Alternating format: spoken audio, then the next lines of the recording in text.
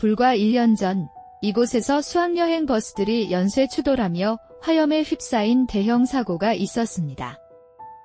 아침 여러분, 다크한 나이트메어 출발합니다. 여름의 열기가 아직 가시지 않은 깊은 새벽, 부산 외곽 고속도로 휴게소에 그가 차를 세웠어요. 며칠째 이어진 장거리 운전으로 눈꺼풀은 무겁게 내려앉았고 그는 잠시나마 쉼을 얻고 싶었죠. 주차장 한켠 희미한 가로등 불빛 아래에서 무언가 낯선 기운이 감돌고 있었어요. 창밖을 바라보던 그의 시선에 교복 차림의 무리들이 잡혔죠. 아이들은 과자 봉지를 손에 든 채 장난을 치며 웃고 있었는데 새벽 2시 반이라는 시간과 전혀 어울리지 않는 모습이었어요. 처음엔 수학여행 버스가 잠시 들른 것이라 여겼어요. 하지만 주변을 아무리 둘러봐도 버스도 인솔교사도 보이지 않았죠. 아이들은 불빛 아래에서 마치 오래된 영상 속 장면처럼 선명하면서도 동시에 흐릿하게 일렁였어요. 웃음소리가 귓가에 스며들었지만 물속에서 들려오는 것처럼 또렷하지 않았어요.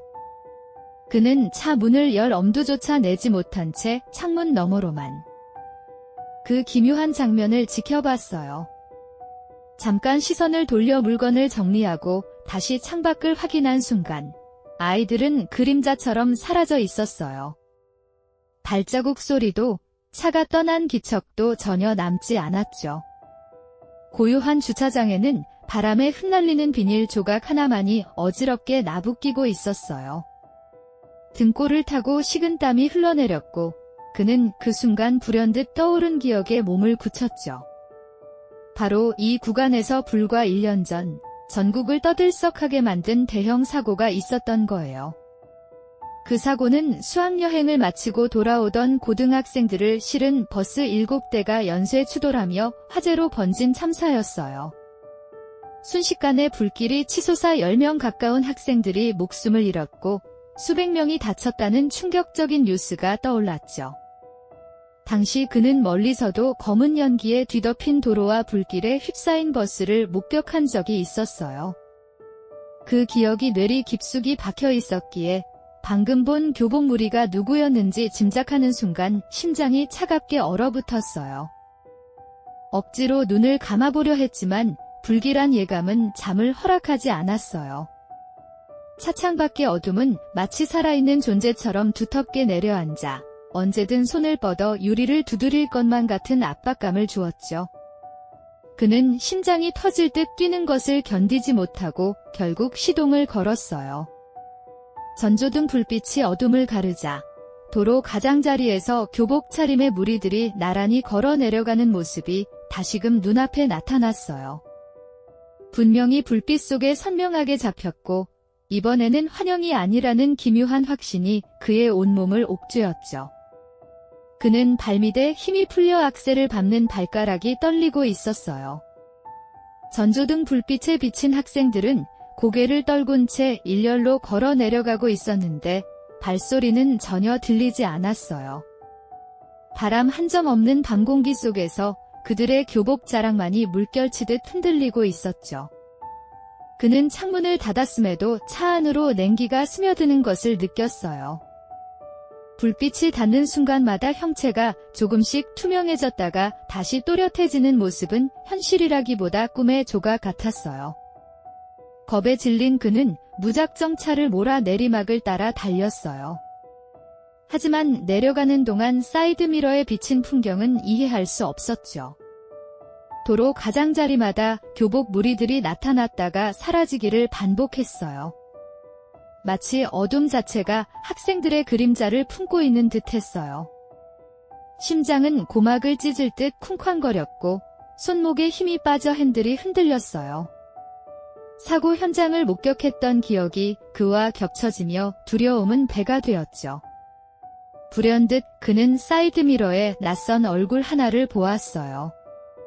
교복 무리에 있던 누군가가 아니라 바로 뒷좌석 창문에 붙어 선명히 드러난 창백한 얼굴이었죠. 창문을 통해 내부를 들여다보는 듯 눈동자가 정확히 그의 시선을 마주했어요. 놀라 비명을 지르려던 순간 얼굴은 바람에 흩날리듯 사라졌어요. 하지만 차 안에는 여전히 낯선 냄새가 맴돌았어요. 타버린 연기와 눅눅한 교복천이 섞인 듯한 냄새였죠. 그는 떨리는 손으로 라디오를 켰지만 주파수는 잡히지 않고 잡음만 흘러나왔어요. 그 잡음 사이로 옹성거리는 학생들의 목소리가 섞여 나오는 듯했어요. 늦었어, 살려줘, 낮게 울리는 단어들이 반복되며 그의 정신을 쥐어짜듯 파고들었죠. 라디오 다이얼을 돌릴수록 더 크게 들려왔고 결국 그는 라디오를 꺼버렸어요. 그러나 침묵은 더 끔찍했어요. 이제는 그의 심장 박동 소리조차 다른 이의 발걸음처럼 느껴졌죠. 도로는 끝없는 터널처럼 이어졌고 헤드라이트가 비추는 길 외엔 아무것도 보이지 않았어요. 그런데 어느 순간 불빛 끝자락에 다시 학생들이 나타났어요.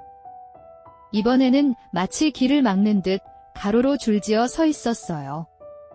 그는 본능적으로 브레이크를 밟았지만 이미 차는 그 형체들을 통과해버렸죠.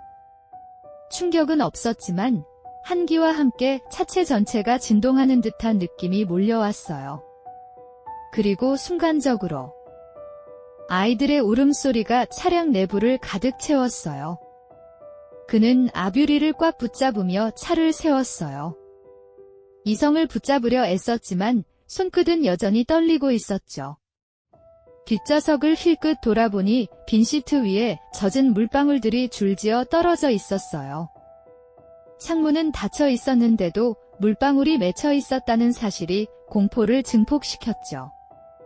그는 급히 손으로 닦아냈지만 손바닥에 전해진 건 단순한 물이 아니라 기묘하게 따뜻한 촉감이었어요. 그 순간 심장이 철렁 내려앉았어요. 다시 차를 몰아 빠져나가려는 순간 전조등이 비춘 도로역 언덕에서 학생들이 뛰어내리는 모습이 스쳤어요. 그러나 그 발걸음은 땅에 닿지 않고 허공에 머무른 채로 미끄러지듯 움직이고 있었어요. 아이들은 모두 같은 방향을 향해 고개를 돌리고 있었는데 바로 그가 앉은 운전석 쪽이었죠. 시선이 자신에게 꽂히는 순간 온몸이 얼어붙었고 숨조차 막혀버렸어요. 아이들의 울음소리가 차량 내부를 가득 채웠어요. 그는 아뷰리를 꽉 붙잡으며 차를 세웠어요. 이성을 붙잡으려 애썼지만 손끝은 여전히 떨리고 있었죠. 뒷좌석을 힐끗 돌아보니 빈 시트 위에 젖은 물방울들이 줄지어 떨어져 있었어요. 창문은 닫혀 있었는데도 물방울이 맺혀 있었다는 사실이 공포를 증폭시켰죠. 그는 급히 손으로 닦아냈지만 손바닥에 전해진 건 단순한 물이 아니라 기묘하게 따뜻한 촉감이었어요. 그 순간 심장이 철렁 내려앉았어요. 다시 차를 몰아 빠져나가려는 순간 전조등이 비춘 도로역 언덕에서 학생들이 뛰어내리는 모습이 스쳤어요. 그러나 그 발걸음은 땅에 닿지 않고 허공에 머무른 채로 미끄러지듯 움직이고 있었어요. 아이들은 모두 같은 방향을 향해 고개를 돌리고 있었는데 바로 그가 앉은 운전석 쪽이었죠. 시선이 자신에게 꽂히는 순간 온몸이 얼어붙었고 숨조차 막혀버렸어요. 한참을 달려 결국 도심 불빛이 보이는 지점에 다다랐어요. 가로등이 촘촘히 늘어선 구간에 들어서자 학생들의 형체는 더 이상 보이지 않았어요.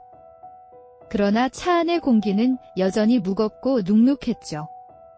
뒷좌석을 확인했을 때 방금까지 누군가 앉아있던 듯 시트가 미세하게 꺼져 있는 것을 보고 그는 다시 한번 숨이 막혔어요.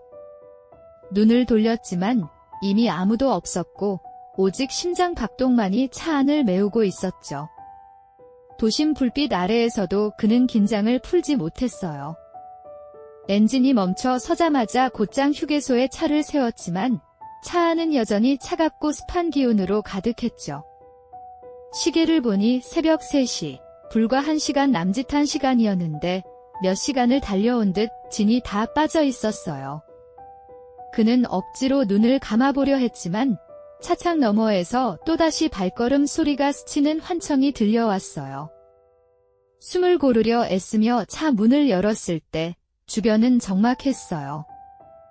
그러나 분명히 누군가 서 있는 듯한 기운이 뒷덜미에 와 닿았죠. 고개를 돌리자 주차장 끝 어둠 속에 교복 차림의 무리들이 다시 나타나 있었어요. 이번에는 움직이지 않고 그저 멀리서 줄지어 서서 그를 바라보고 있었죠. 형체는 흔들리지 않았고 오히려 빛을 흡수하듯 정지된 그림자 같았어요. 그 순간 차 안 라디오가 혼자서 켜졌어요. 잡음 사이로 아이들의 웃음소리와 함께 울음 섞인 목소리가 뒤섞여 흘러나왔죠. 엄마. 집에 가고 싶어. 낮고 흐릿한 음성이 반복되자 그는 본능적으로 라디오를 꺼버렸어요. 그러나 손끝은 얼어붙은 듯 움직이지 않았고 라디오 다이얼은 스스로 돌아가며 다시 소리를 터뜨렸어요. 그는 두 손으로 귀를 막았지만 울음소리는 여전히 머릿속에 맴돌았죠. 이성을 잃기 직전 그는 필사적으로 시동을 걸고 다시 도로로 나섰어요. 차창을 닫아도 유리 위로 손자국이 하나둘 맺혀갔어요. 분명 닦아낸 흔적 위에 다시 새로운 자국이 생겼고 손가락 자국마다 타버린 냄새가 스며들었죠. 그는 떨리는 목소리로 스스로 중얼였어요. 이건 환상이 아니야. 이건 남아있는 거야. 그 말은 오히려 자신을 더 올가매는 족쇄 같았어요. 도로를 달리던 그는 어느 순간 전조등 불빛의 버스 잔해 같은 형체를 보았어요. 이미 치워졌을 잔해가 어떻게 나타날 수 있겠냐는 의문이 들었지만 불빛 속 버스는 분명히 불길에 타던 모습 그대로였죠. 유리창 너머에는 학생들이 고개를 떨군 채 앉아 있었고 창백한 얼굴들이 어둠에 겹쳐 보였어요. 순간 눈앞이 아득해지며 핸들을 놓칠 뻔했어요. 급히 고개를 돌렸을 때 잔해는 사라지고 도로만 남아 있었어요. 그러나 귓가에는 여전히 비명과 울음소리가 섞여 있었죠. 그는 이를 악물고 전속력으로 달렸지만 뒷좌석에서 의자가 삐걱거리는 소리가 났어요. 누구도 타고 있지 않은데 분명히 무게가 실리며 흔들리고 있었어요. 그는 두려움에 뒷좌석을 보지 못한 채 앞만 응시했어요. 달려가던 중 도로 옆 방음벽에 아이들의 그림자가 줄지어 드리워져 있었어요. 불빛이 스칠 때마다 그림자는 더 또렷해졌고 그의 속도와 함께 달리고 있었죠. 그림자들은 고개를 들어 운전석을 향해 일제히 시선을 맞추는 듯 보였어요. 눈을 마주친 순간 식은땀이 한순간에 등줄기를 타고 흘러내렸고 그는 다시 악셀을 밟았어요. 도심이 가까워질수록 학생들의 모습은 차츰 옅어졌어요. 그러나 차 안에 남은 기운은 사라지지 않았죠. 뒷좌석은 여전히 꺼져 있었고 라디오는 잡음만을 반복하며 켜졌다 꺼졌다를 반복했어요. 그는 떨리는 손으로 성호를 그으며 중얼였어요. 다 지나간 거야. 이제 끝났어. 하지만 마음속에서는 전혀 끝나지 않은 기분이 가시지 않았죠. 마침내 도심의 환한 불빛 속에 차를 세웠을 때 그는 한동안 핸들 위에 머리를 묻은 채 움직이지 못했어요. 등 뒤로 누군가 숨소리를 내뱉는 듯한 감각은 여전히 생생했죠. 눈을 감았다가 뜨자 창문에는 손자국이 희미하게 남아 있었어요.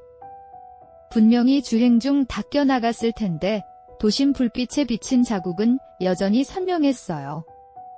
그날 이후 그는 그 고속도로 구간을 다시는 홀로 달리지 않았어요. 다른 기사들에게도 그 구간에서 교복 무리를 봤다는 이야기가 이어졌죠. 누구도 그 경험을 농담으로 넘기지 못했어요. 밤길의 적막 속 여전히 미쳐 돌아가지 못한 영혼들이 길 위를 헤매고 있다는 사실을 그들은 모두 뼈저리게 알고 있었죠. 시간이 흘러도 그 구간을 지날 때면 도로 위 공기가 묘하게 달랐어요. 바람이 스쳐도 한쪽 귀에만 잔향처럼 울음소리가 맴돌았고 전조등 불빛이 닿을 때마다 순간적으로 그림자가 겹쳐 보였죠. 운전자들 사이에서는 그곳에는 아직 멈춰 선 시간이 있다 이는 말이 전해졌어요. 살아남은 자들이 기억을 지우려 해도 그 길 위의 어둠은 잊히지 않고 끝없이 되살아나는 듯했어요. 오늘의 다크한 나이트메어는 여기까지입니다. 끝까지 청취해주셔서 감사합니다. 구독과 좋아요로 힘을 보태주시면 큰 응원이 될 거예요.